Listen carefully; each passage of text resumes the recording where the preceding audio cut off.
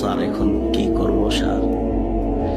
তা আমি তো দৃশ্য দেখে অবাক হয়ে গেলাম। আমি তো পাশে বসেছিলাম সেদিন, যেটা ব্যাপার কি, এটাতে ছিল মায়ের জন্য, এইটা কি করে মেয়র পেল?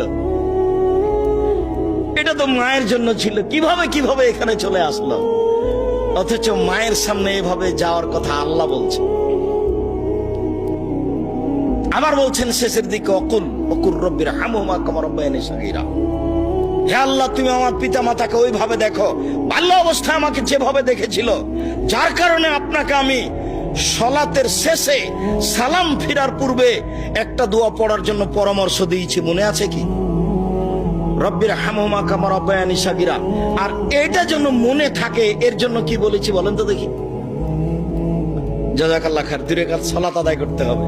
2 রাকাত সালাত আদায় করে আল্লাহকে বলতে হবে, আল্লাহ তুমি আমাকে এই দোয়াটা বলার তৌফিক দান করো। আমি